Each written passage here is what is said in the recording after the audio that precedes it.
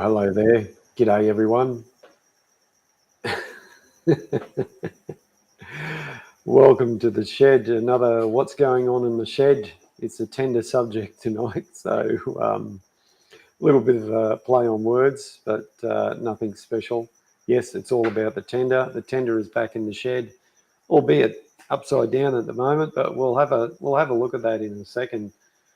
So we'll just get a few things going here, like the little ticker across the bottom, and a bit of a shout out to everyone who's in the chat at the moment or who be watching and not making any comments at the moment.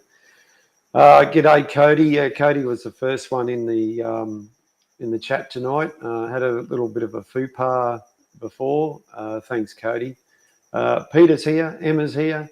Who else is here? Who else did I see? G, Funk and Hungry, G the Hypersapien, or just G, whatever he identifies as tonight, or personality, or something like that. Just a big thank you for all your personalities being in here tonight and boosting the numbers. Yeah. So I don't think so, G. I really don't. Now, I'm getting a bit of an echo. I've got the phone here because we're going to go mobile in a minute with a bit of noise outside with cars jumping over the slow-down bumps, which they tend to miss sometimes. But anyway, the neighbour's compressor is still in the background. I've got it all piped up, and I've sort of made a video about that, but I haven't published anything yet. I did do a bit of a test run the other night and found a bit of another issue. We'll take a quick look at that. In fact, we'll put it up there and we'll just show you what's going on with in this scene here. So I have one of these compressors exactly the same, and they're a great little machine. That's what I started with. It's done a lot of work. This piece here failed on for the neighbour, which is the non-return valve. Had to get another one. The new one's slightly different design. It's slightly larger, better design. The pipe used to go in behind here, underneath the motor. We've had to change that. We've had to straighten the pipe out, bend it back around and up round, back up to the top where it comes out the back here. This little pipe here runs to the switch, tells the compressor when it gets up to pressure to turn off. And the compressor works fine. It builds up air. It slowly built up air, but it's got an air leak up inside the switch here. So this will have to come apart, or this will be taken off, and see where I can find the air leak on the actual switch here. If you can just make that out. Yeah, you get the idea. But this will be these are a great little compressor for pumping up tyres on your car or something like that. They just blowing things down, blowing, dust and things away if you need to. Great little machine. Thanks, Peter. And I think G might have mentioned that before. Give us a like if you don't mind. Appreciate the likes. Don't have to. There he is, Roger the Pirate. G'day, mate. How are you? How's the martial arts going? So the main focus of this channel is, here I go, there I am, about what I'm doing here in the shed. And the majority of the work is focused on the restoration of a steamroller that I'm currently working on. I have been working on for 5 years with the help of my wife, my family, and others involved as well. It's certainly been a very broad spectrum of help, this project. And I've had help from, friends in my club, the Queensland Steam and Vintage Machinery Society. That's the logo there. I've also had help from people down south and also people over in the UK have helped me out. Jamie's been on here a few times, a few other people too. So it's really good to have a good support community around you, and makes a job like this even easier, or helps the job get done. Right, so I'm going to take the camera. I've got the phone. Only got a few. Right, we'll leave it there for the time being. I'll just flick that over. Right.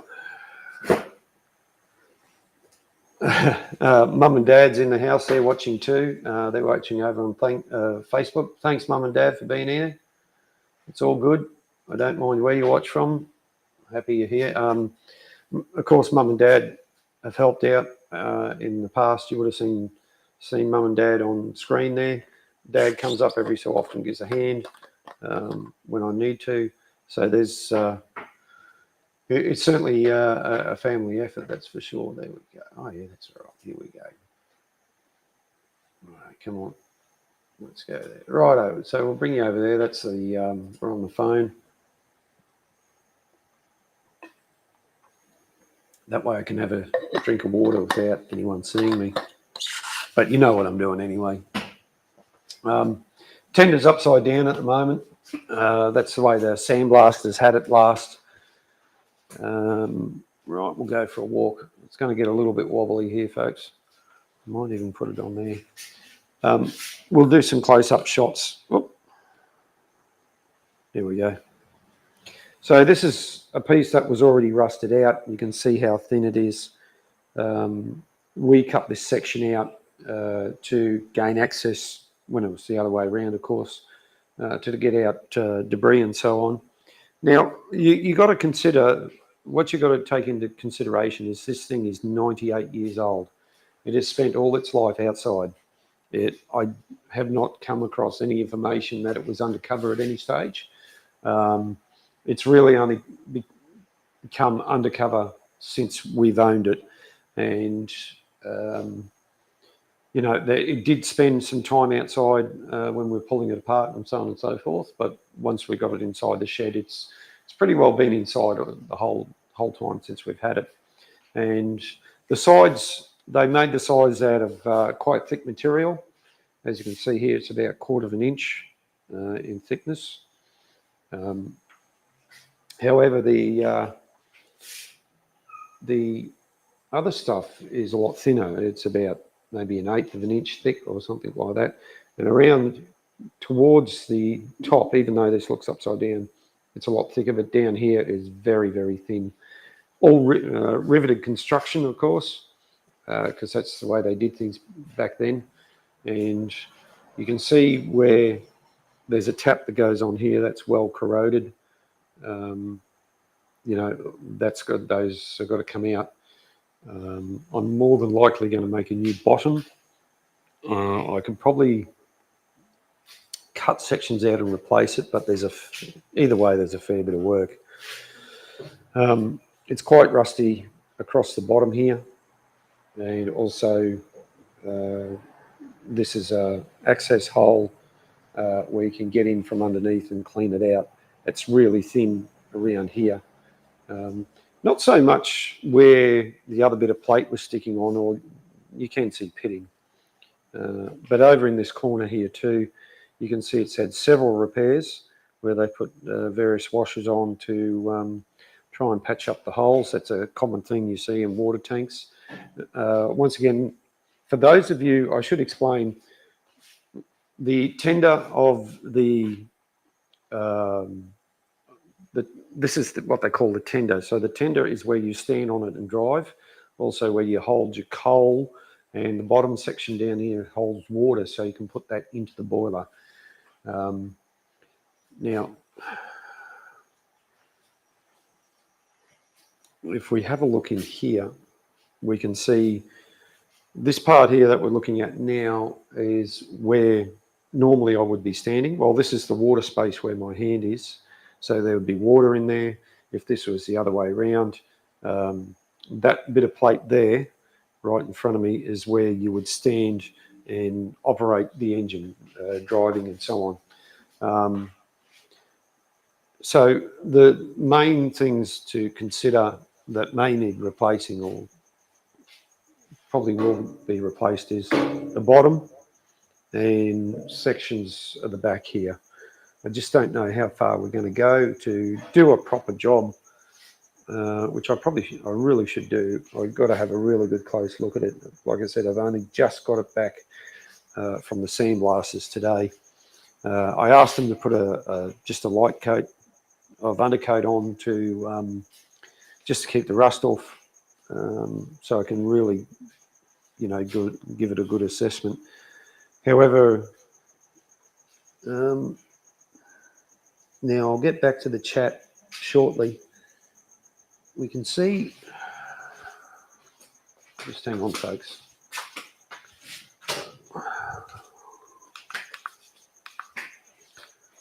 Now, righto, we can see how bad. Am I looking? You can see how bad the wastage is. It goes all the way in, and some of those rivets are completely gone. So they're going to have to come back.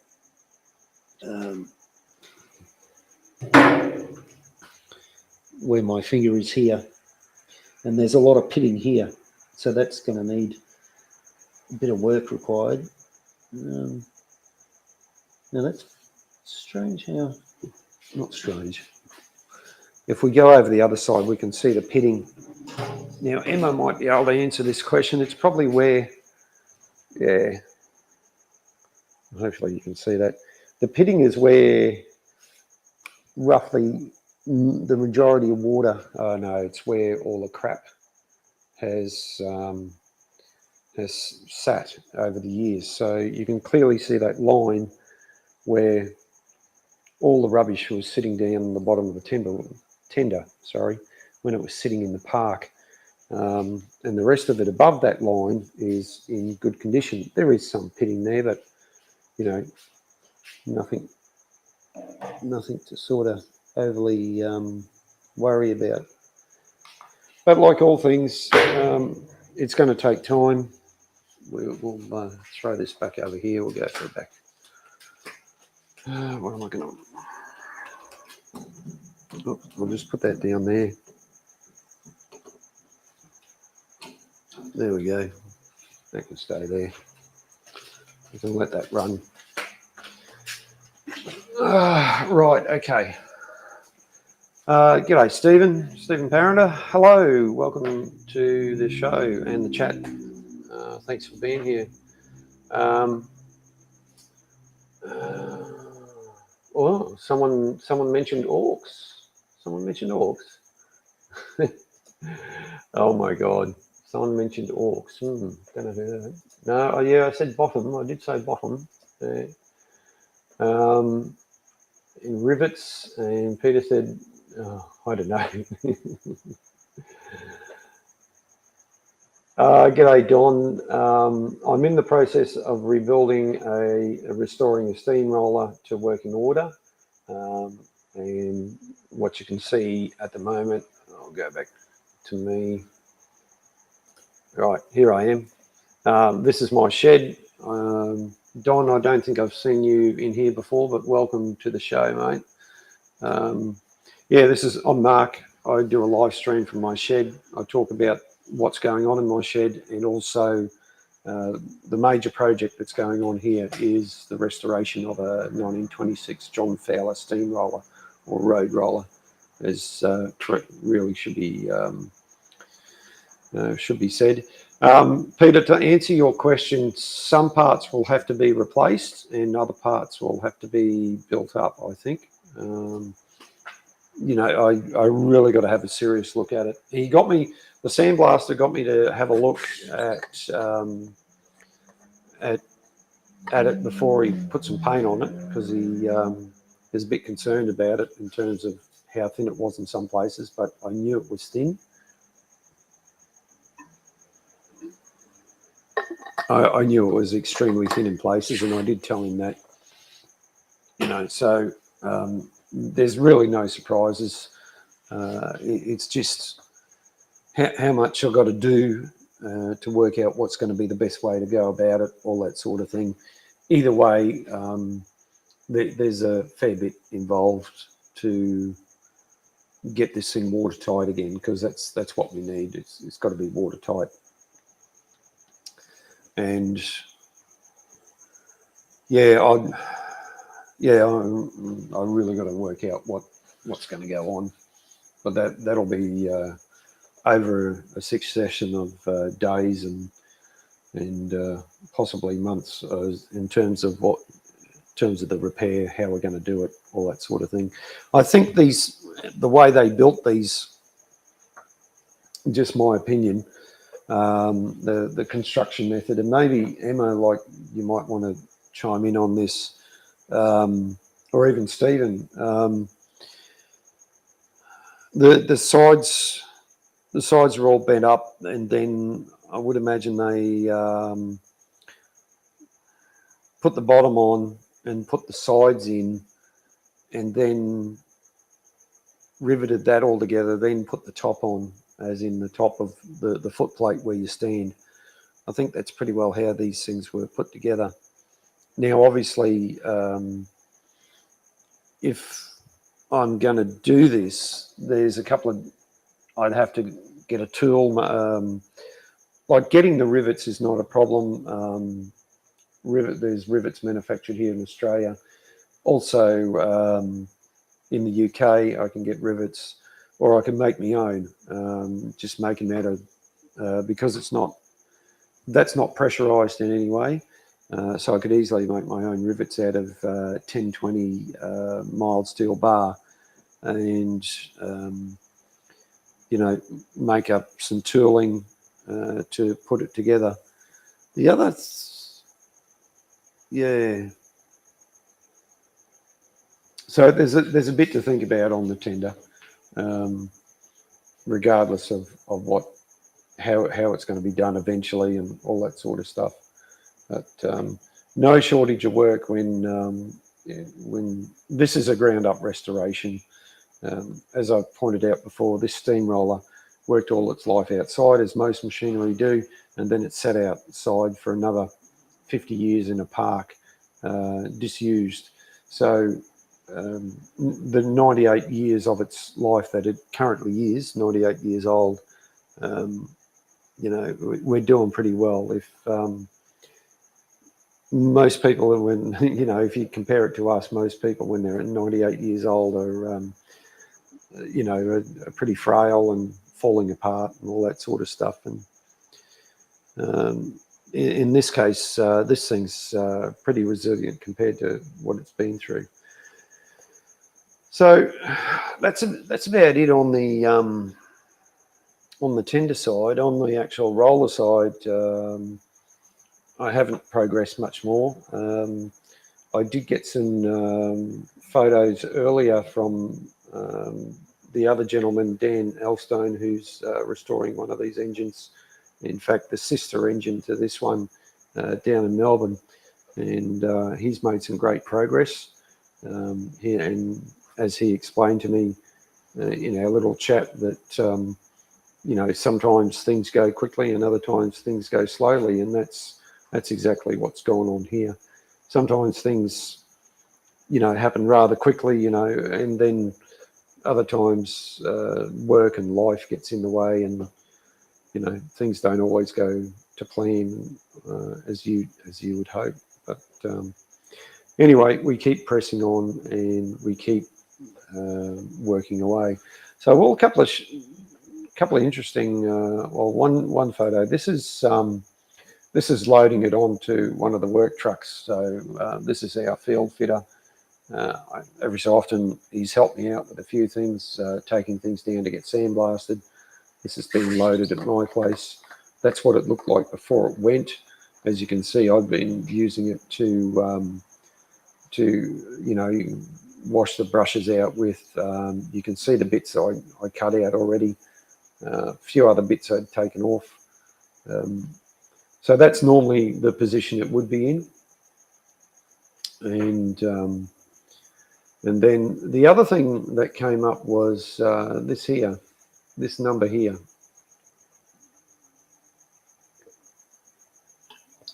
Now, during the construction of Fowler steam equipment, we do have photographic evidence of the erecting shop, and you can clearly see that they wrote numbers on the sides of parts to make sure they went onto the right machine. And one thing the sandblaster was surprised about was this number. This came up when it got sandblasted. Normally the sandblaster takes everything off. This is an industrial size sandblasting setup where they do big dozer blades and excavator buckets and all that sort of stuff. So this thing's got no mercy pretty much. And I've asked around a bit. There's no conclusive definitive answer as to what these numbers may be, but it looks like it's 922/33. Now that could be a bit of plate number or something like that. And there is a number above it too, by the looks of it. That last number looks to be a 6. And I'm still researching this, so if anyone has any information, or ideas, it could be a batch number, it could be, I just don't know, but it would be interesting to find out.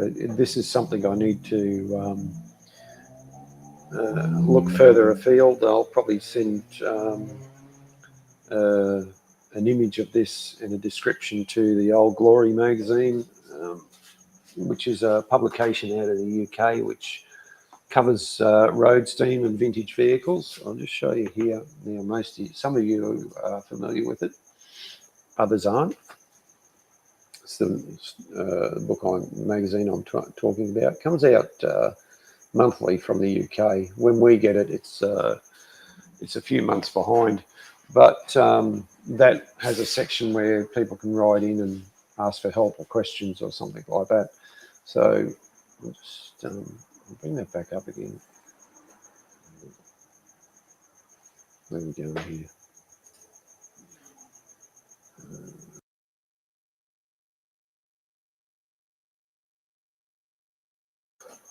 Here I am back again.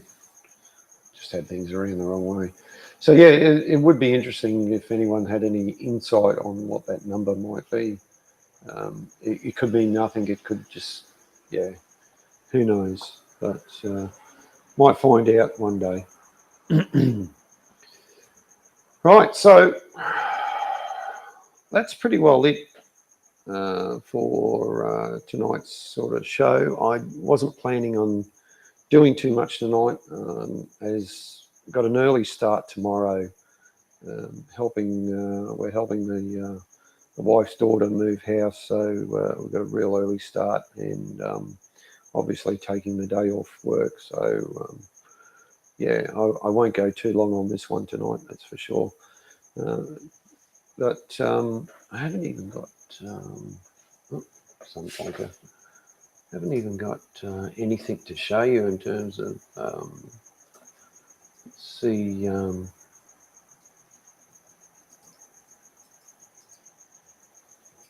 See if we've got a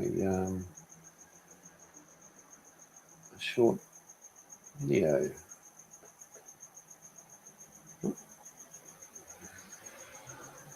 Can't even, because I don't think.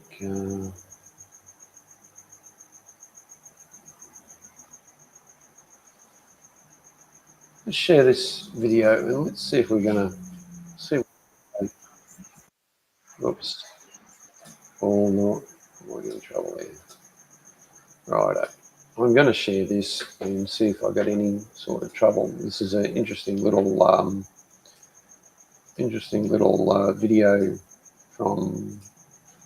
Actually, let's just double check.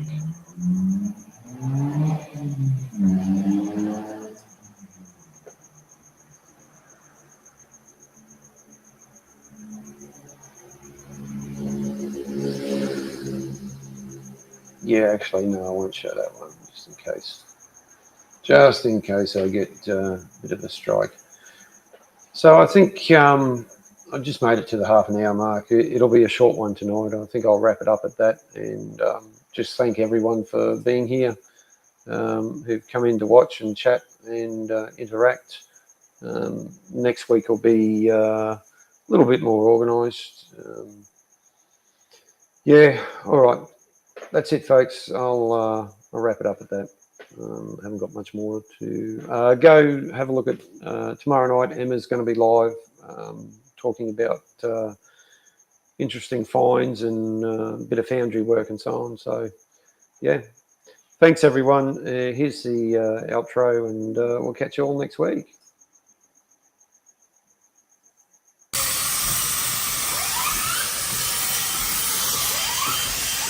Whistle time.